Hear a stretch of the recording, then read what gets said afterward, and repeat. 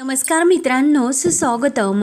घरोघरी मातीच्या चुली या मालिकेच्या आजच्या भागामध्ये ऋषिकेश हा वेळेवर राखी बांधण्यासाठी न आल्यामुळे शर्वरीची खूप चिडचिड होत असते. सुमित्रा म्हणते की अगं नक्की तो काहीतरी कामात अडकला असेल म्हणूनच तो आला नसेल, म्हणून त्याला येण्यासाठी उशीर झाला असेल. तर सारंग म्हणतं की हो. लगेच आजी म्हणते की हो, राखीपेक्षा त्याला काम महत्वाचे आहे. आणि शर्वरीला म्हणते की मला नाही वाटत की तुझ्याकडून त्याला राखी बांधून घ्यायची असेल म्हणूनच तो मुद्दाम आला नसेल. त्याला खरंच तुझी पर्वा नाही. तर सर्वांना आजीचा खूप राग येतो. तेव्हा जानकी म्हणते की असे का बोलतात तुम्ही, ते मुद्दाम असे काही वागत नाही. सांगितले की या घरात सख्ख सावत्र असे करायचे नाही, बजावले ना, मग तरी सुद्धा तुम्ही त्या दृष्टिकोनातून सतत का बघता. तेव्हा आजी म्हणते की हे तू मला विचारू नको, तुझ्या नवऱ्याला आल्यानंतर विचार. आणि त्याने वेळेवर यायला नको का, आला का तो. तेव्हा जानकी म्हणते की ते नाही आले हे मला मान्य आहे, पण याचा अर्थ असा होत नाही की त्यांना शर्वरी वंशकडून राखी बांधून घ्यायची नाही म्हणून. उलट ते फोन उचलत नाही, ते असे कधीही करत नाही. मलाच त्यांची काळजी वाटते की ते कुठल्या अडचणीत तर सापडले नसतील ना. तेव्हा लगेच ऐश्वर्या म्हणते की सॉरी वहिनी, आपले ऑफिस तर घरे फक्त 10 मिनिटाच्या अंतरावर आहे. मग त्यांनी फोन करून कळवायला हवे होते की त्यांना लेट होणार होते म्हणून. आणि तसेही 10 मिनिटांनी काय फरक पडला असता. आणि जशी गाडी बिघडली हे तर त्यांनी सांगायला हवे होते, दुसरे कोणीतरी गेले असते दुसरी गाडी घेऊन त्यांना पिकअप करण्यासाठी. तेव्हा जानकीला खूप राग येतो. जानकी म्हणते की ऐश्वर्या बाद झाले, उगाच तू गैरसमज वाढू नकोस. तेव्हा ऐश्वर्या म्हणते की नाही वहिनी. तर जानकी म्हणते की हे मला माहिती आहे की मुद्दाम हे सर्व नाही करणार. आणि शर्वरीला म्हणते की शर्वरी वंश, तुम्हाला माहितीच आहे की तुमच्या दादांचे तुमच्यावर किती प्रेम आहे, ते त्यांचा किती जीव आहे तुमच्यावर. आणि ती शर्वरीच्या हातावर हात ठेवते. तेव्हा शर्वरी रागाने म्हणते की जर त्याचा माझ्यावर जीव असता तर तो मीटिंग सोडून येथे आला असता आता राखी बांधण्यासाठी. आणि ती जानकीचा हात रागाने बाजूला करते. एनिवे आता मला निघायला हवे. तर जानकी म्हणते की प्लीज शर्वरी वंश. तेव्हा शर्वरी म्हणते की अगं वहिनी, माझी फ्लाईट आहे, मला निघावे लागेल. म्हणून शर्वरी रागाने जायला निघते. तर सुमित्रा सुद्धा म्हणते की हो, मला सुद्धा हे खूप विचित्र वाटायला लागले, साधा फोन सुद्धा त्याने करू नये का. आणि ऐश्वर्या म्हणते की तसे की घर आणि ऑफिस अंतर काही जास्त नाही, इतक्या वेळात तो घरी यायलाच हवा होता, त्याला सुद्धा कुणाची पर्वा राहिलेलीच नाही. तर ऐश्वर्याच्या अगदी मनासारखे होत असते. सारंग म्हणतो की आई काय बोलतेस तू हे. सुमित्राचे हे बोलणे ऐकून जानकीला सुद्धा खूप वाईट वाटते. जानकी मनात म्हणते की आई, तुमच्या मनात सुद्धा हे सर्व येते, कारण ते तर निघालेले आहे आणि ते अजून सुद्धा घरी आलेले नाही. तर तुमच्या मनात त्यांची काळजी येण्याऐवजी तुम्हाला त्यांचा राग येतो. आणि त्याच वेळेस शर्वरी म्हणते की जाऊन दे, आता मी निघते, कारण दादाला माझ्या इमोशन्सपेक्षा त्याचा बिझनेस जास्त महत्त्वाचा आहे. नाना म्हणतात की अगं शर्वरी, तू असे का बोलतेस. तर शर्वरी लगेच जानकीला म्हणते की वहिनी, मी दादासाठी राखी ठेवून जाते आणि तू ओवीला ती राखी बांधण्यासाठी सांग, आणि इच्छा असेल तरच त्याला बांधण्यासाठी सांग. सुमित्रा आणि सारंग शर्वरीला समजवण्याचा प्रयत्न करतात, परंतु शर्वरी कुणाचे काही ऐकत नाही आणि आपले गिफ्ट घेऊन तेथून निघून जाते. तेव्हा जानकीला टेन्शन येते आणि मनात म्हणते की देवा रामराया, का सर्वजण असे विचार करतात आणि ऋषिकेश आत्ता वेळी कुठे असतील. तेव्हा ऋषिकेश इकडे बेशुद्ध पडलेला असतो आणि त्या ठिकाणी 2 माणसं येतात. ऋषिकेश पालथा पडलेला असतो. तेव्हा ते माणसं त्याच्या जवळ येतात आणि कोण आहे हे म्हणून त्याला असे व्यवस्थित करून पाहतात. तर हे आपले ऋषिकेश दादा. तेव्हा तो माणूस आपल्या पिशवीतील बॉटल काढतो आणि ऋषिकेशच्या तोंडावर पाणी मारत असतो आणि ऋषिकेशच्या हाताला धरून दादा उठा, दादा उठा असे करू लागतात. तेव्हा ऋषिकेश उठतो. तर लगेच ते माणसं विचारतात की अहो ऋषिकेश दादा, तुम्ही ते कसे काय आणि ह्या अवस्थेत. तेव्हा ऋषिकेश म्हणतो की मी चोरांचा पाठलाग करत होतो, त्यांना मी पकडले होते, पण मागून त्याच वेळेस कोणीतरी काठीने डोक्यात मारले. तर तो माणूस म्हणतो की नक्की ही चोरांची टोळीच असणार. तेव्हा ते माणसं म्हणतात की चला, आम्ही तुम्हाला आता घरी सोडतो. ऋषिकेश त्यांच्यासमोर हात जोडतो.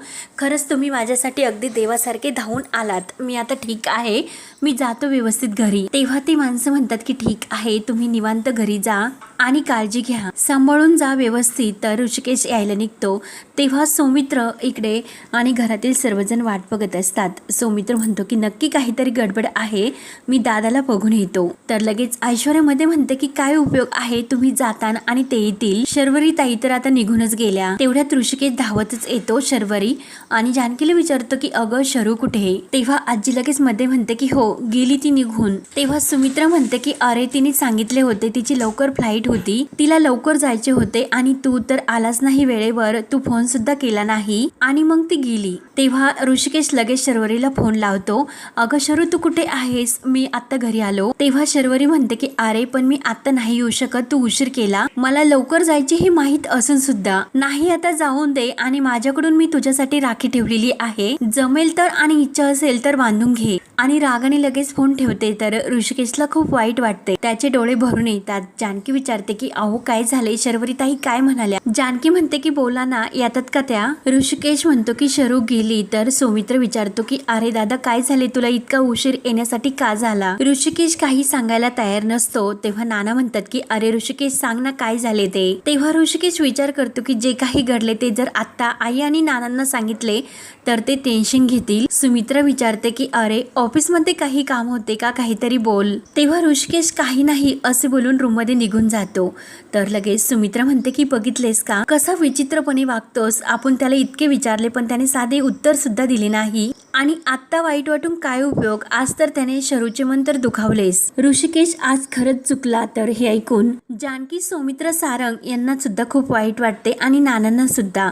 सारंग म्हणतो की आई काय बोलतेस तू हे सर्व.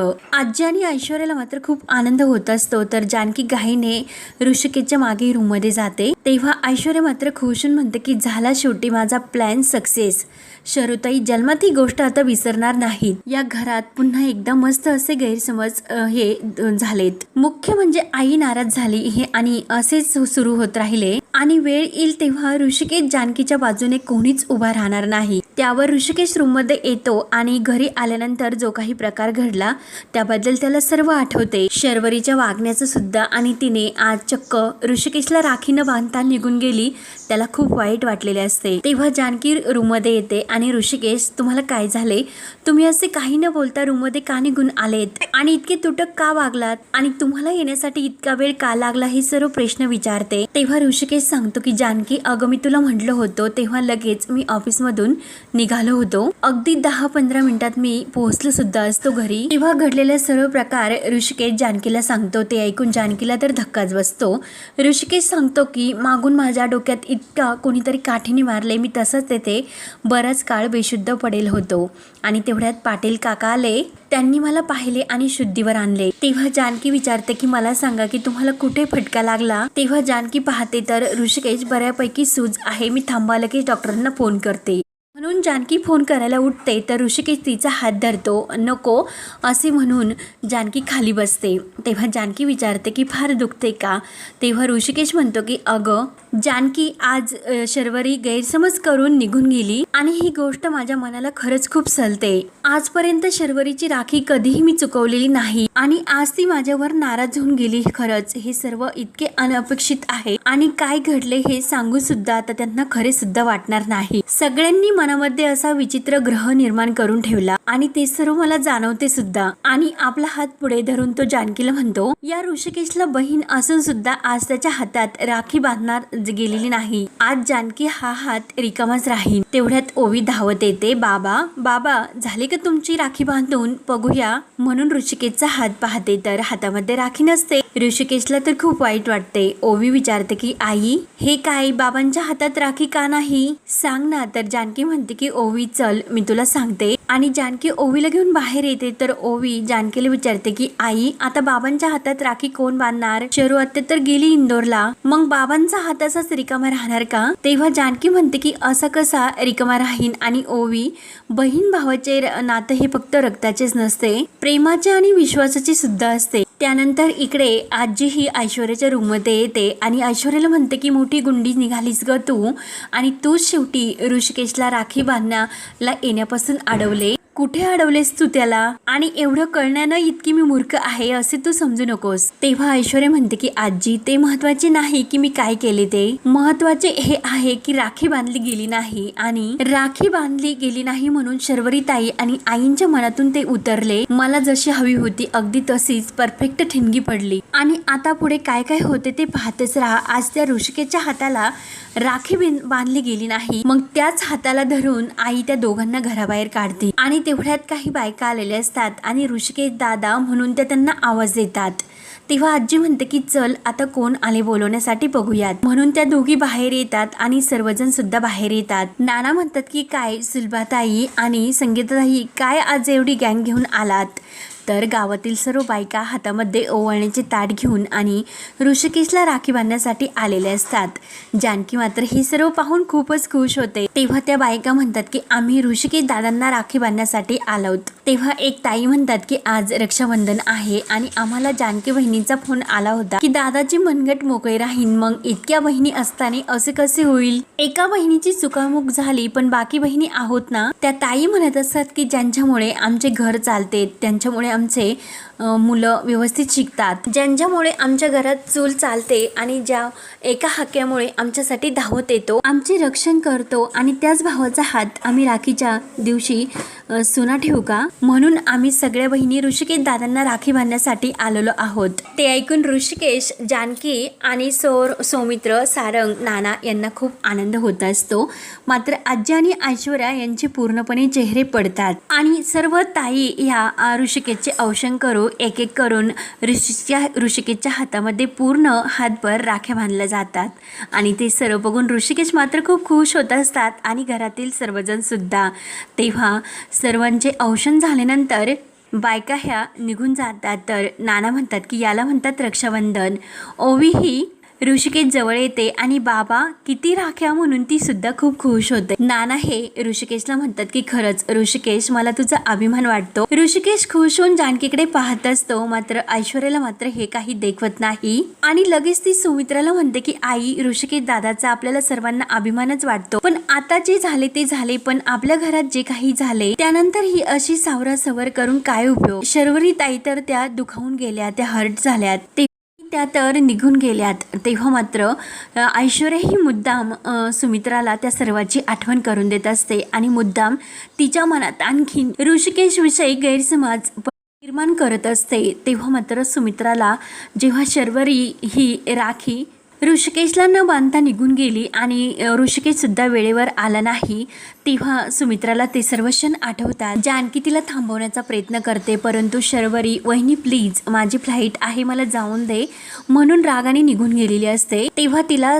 शर्वरीच्या रागाची आठवण होते. तर ऐश्वर्या मुद्दाम म्हणते, आई, या सर्व गोष्टीमुळेच थोडंच ते भरून काढता येईल का? चांगलेच आहे. आणि मुद्दाम ती सुमित्राचे कान भरते. तर ऋषिकेश आपल्या हातातील त्या राख्या बघून खूपच खुश होत असतो आणि त्याला स्वतःचा खूप अभिमान वाटत असतो. सुमित्रा मात्र ऋषिकेशकडे पाहत असते आणि मनात म्हणते की ऋषिकेश, तू सगळ्या लोकांचा लाडका आहेस, म्हणून तुझ्याकडून अपेक्षा आहे, पण आज शर्वरीचे मन राखू शकला नाही, यामुळे मी नाराज झाले, पण बिचारी शर्वरी सुद्धा यामुळे किती दुखावली. तेव्हा ऋषिकेश सुमित्राकडे बघत असतो आणि सुमित्रा मात्र रागाने ऋषिकेशकडे पाहत असते. तर ऐश्वर्याला मात्र हे सर्व पाहून आनंद होत असतो. शेवटी तिने जसा प्लॅन केलेला असतो अगदी तसाच झालेला असतो.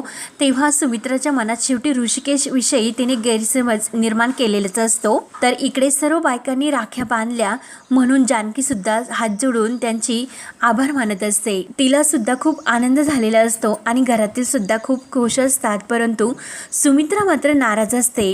तर हा भाग येथे संपतो. पुढील भागामध्ये सुमित्राच्या मनात जो गैरसमज निर्माण झालेला असतो त्याबद्दल नाना तिला म्हणतात की सुमित्रा, तुझी अगोदरची नजर आहे ती आता बदलत चालली आणि हे बघ, गैरसमज हा वनव्यासारखा आहे, आपल्यातील एकजुटीला तो हूट लागायला नको. तर सुमित्रा रागाने हे सर्व ऐकत असते. त्यानंतर कावेरी इकडे रणदिव्यांच्या घरी आलेली असते आणि ती सुमित्राला म्हणत असते की आता श्रावण महिना सुरू झाला आणि आणि आपल्या लेकीची पहिली मंगळागौर आहे, त्यामुळे मी तुम्हाला म्हणून म्हणते की आपल्या मुलीची मंगळागौर ही आपल्याच घरी करावी. तेव्हा ऐश्वर्या सर्वांसमोर म्हणते की आई हे सर्व ठीक आहे, पण आता हे रणदिव्यांचेच घर माझे आहे, मग माझी मंगळागौर सुद्धा येथेच करणार. ते ऐकून तर सुमित्राला ऐश्वर्याचे म्हणणे पटते आणि ती खुश होऊन म्हणते की ऐश्वर्या जे काही सांगते ते मला पटते, आपण हिची मंगळागौर अगदी धूमधडाक्यात येथेच करूया. तेव्हा जानकी म्हणते की उद्या फक्त ऐश्वर्या एकटीचीच मंगळागौर नाही तर रणदिव्यांच्या तिसऱ्या सुनेची सुद्धा अगदी धूमधडाक्यात ही मंगळागौर साजरी करायची. तेव्हा सौमित्र हा अवंतिकेला घेऊन घरी आलेला असतो. अवंतिका सुद्धा आपली बॅग घेऊन दारात आलेली असते, परंतु ऐश्वर्याला मात्र हे काही देखवत नाही.